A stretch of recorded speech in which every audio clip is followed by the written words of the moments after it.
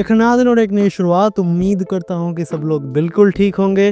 तो consumer market में जो है एक बहुत ही बड़ा एक गैप मुझे नज़र आया कि लोगों के अंदर जो ये मेम्ब्रेन कीबोर्ड और मैकेनिकल कीबोर्ड को लेकर एक बहुत ही गलत आइडिया बन के रखा है दिमाग में। उसी प्रॉब्लम को आज मैं दूर करने वाला हूँ। सभी चीज़ों के बारे में बात करेंगे।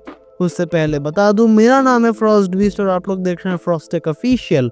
चलिए आज के वीडियो को शुरू करते हैं।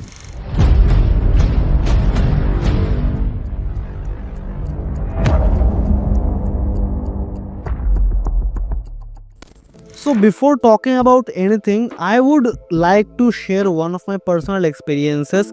कुछ दिन पहले जब मैं Amazon पे ऐसे ही सर्फ कर रहा था कि भाई ढूंढ रहा था कोई बजट प्रोडक्ट हो या फिर कुछ ऐसा हो जिसको रिव्यू किया जा सके, मुझे कीवर्ड सामने को देखने को मिला जो कि है फॉग कीबोर्ड्स। यही सेम कीवर्ड मैंने अपने कमेंट सेक्शन में कुछ दिन पहले देखा था। मैंने सोचा था कि भाई थिक लिखने की जगह उसने थॉक लिख दिया है, तो मैंने उसको उतना ध्यान नहीं दिया। But the day I got the same keyword in Amazon, I was blown away. क्योंकि अपेरेंटली ऐसे भी कीबोर्ड्स होते हैं जिनका आवाज बहुत ही ज्यादा डीप होते हैं and that's totally mechanical keyboard. उसी कीबोर्ड के बारे में हम लोग बाद में मैकेनिकल के सेगमेंट में बात करेंगे। पर सबसे पहले कीबोर्ड्स के जो टोटल टाइप्स होते हैं वो टोटल 3 तरह के हैं। एक है मेम्ब्रेन कीबोर्ड, दूसरा है मैकेनिकल कीबोर्ड और तीसरा है ऑप्टिकल कीबोर्ड। अब इन तीनों में जो है मैकेनिकल और ऑप्टिकल कीबोर्ड्स काफ़ी ज़्यादा सिमिलर है, पर सबसे ज़्यादा जो है मॉडर्न और सबसे ज़्यादा बाद में आया हुआ जो कीबोर्ड है वो है membrane keyboards and these are hell cheap. मैं किसी भी अगर कीबोर्ड को उठा लूँ जो कि चीप है, वो मेम्ब्रेन ही होगा। I know what you are thinking. मैंने MK 1500 को जो रिव्यू किया था वहीं पे मैंने बोला था कि this is not a mechanical keyboard but yet this claims to be a gaming keyboard. सबसे पहले MK 1500 का जो फील है, मतलब जो स्पॉन्जी एक फीलिंग आप लोगों को मिलती है, थोड़ा सा सॉफ्ट जो निकल के आता है, वो आता है एक मेम्ब्रेन के लिए। उस मेम्ब्रेन के ऊपर हमारे पास रबर पैडिंग्स रहते हैं और कुछ नहीं है, कीज को हम रख देते हैं और कुछ मैपिंग कर देते हैं इंसुलेटर्स के साथ, जो कि एक्चुअली में कीज को रजिस्टर करता है। And that's the whole point of a membrane keyboard and that's how a membrane keyboard actually functions. जिसकी वजह से ये जो है बहुत ज़्यादा चीप है क्योंकि इसका प्रोडक्शन कॉस्ट उतना ज़्यादा नहीं होता है and you will be getting versatile kinds of membrane keyboard in the market, जो कि आप लोगों को फोल्डेबल कीबोर्ड्स देखने को मिलते हैं, जो कि रोलिंग कीबोर्ड, वो आप लोगों को मतलब मेम्ब्रेन ही एक्चुअली मिलने वाली है, मैकेनिकल आप लोगों को नहीं मिल सकता।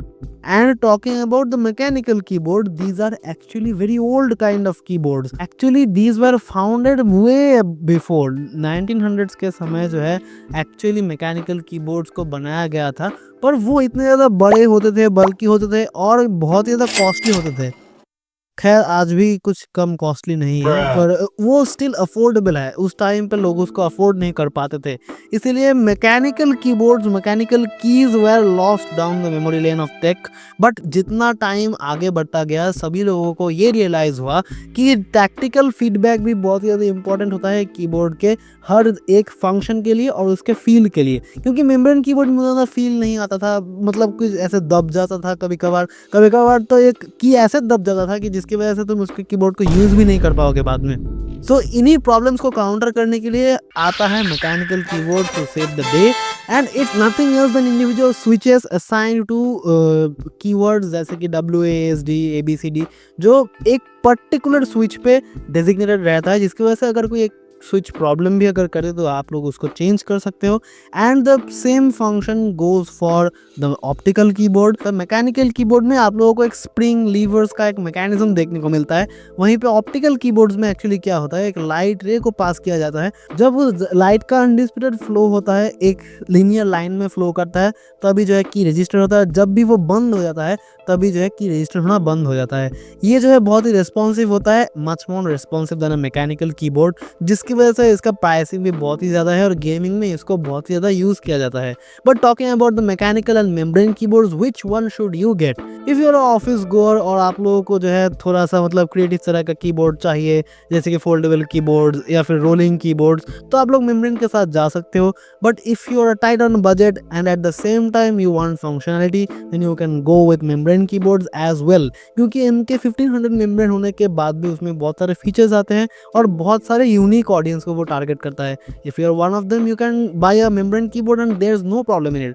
बट अगर आप लोग एक गेमर हो, अगर आप लोगों को चाहिए कि भाई मैं आप जब टाइपिंग करूँ तो एक टैक्टाइल फीडबैक मिले, अगर आप लोग कुछ एक्सपेरिमेंट करना चाहते हो अपने कीबोर्ड के साथ, कस्टमाइज करना चाहते हो अपने कीबोर्ड को, so there is no better option than going with mechanical switches. Because mechanical में बहुत सारे टाइप के हाइब्रिड्स आते हैं, जैसे कि ब्लू स्विचेस हो गए। मेरे पास जो HP का GK320 है वो बजट सेगमेंट का मैकेनिकल कीबोर्ड है, जिसमें आप लोगों को KRGO स्विचेस देखने को मिलते हैं। Yes, there are many kind of switches manufacturer, जो कि है सबसे प्रीमियम वाला बिंग द ओटेमो, और उसके बाद काफ़ी सारे आते हैं। KRGO जो है HP GK320 के अंदर लगा हुआ है and that provides the tactile feedback. मेरे पास जो है ब्लू स्विचेस वाला है, आप लोग चाहो तो रेड स्विचेस वाला ले सकते हो, ब्राउन स्विचेस वाला ले सकते हो, येलो स्विचेस वाला ले सकते हो। ऐसे बहुत सारे हाइब्रिड्स हैं, मतलब अतरंगी तरह के आप लोग को स्विचेस मिल जाएंगे, आप लोग अपने हिसाब से कस्टमाइज कर सकते हो। और अगर हॉट स्वैपेबल आप लोग कीबोर्ड्स लेते हो तो भाई अपने हिसाब से आप लोग एक एक की को एक स्विच दे सकते हो and that's really fun to do. ये जो प्रॉब्लम है हमारे कंज्यूमर मार्केट में कि भाई मेम्ब्रेन कीबोर्ड ले या फिर मैकेनिकल कीबोर्ड ले, उसी प्रॉब्लम को दूर करने के लिए मैंने इस वीडियो को बनाया है। अगर आप लोग चाहो तो इस तरह वीडियोस भी देख सकते हो मैकेनिकल कीबोर्ड्स में, उसका फंक्शन कैसे काम करता है, और स्वैपेबल कीबोर्ड्स क्या होते हैं, या फिर हॉट स्वैपेबल में क्या क्या फंक्शनलिटी आप लोग को ज़्यादा मिलती है, आप लोग चाहो तो देख सकते हो। और बाकी अगर मुझसे यही क्वेरी आप लोगों को चाहिए तो कमेंट सेक्शन में ज़रूर बता सकते हो, मैं उस वीडियो को जल्द से जल्द लाने की कोशिश करूँगा। और बाकी इस वीडियो के लिए बस इतना ही। उम्मीद करता हूँ कि वीडियो आप लोगों को पसंद आई होगी। अगर पसंद आया तो लाइक कर देना, अगर चैनल पे अगर नए आ गए हो तो सब्सक्राइब कर देना। और मैं भी चलता हूँ और आप लोगों से मिलता हूँ दूसरी वीडियो में, तब तक के लिए बाय बाय।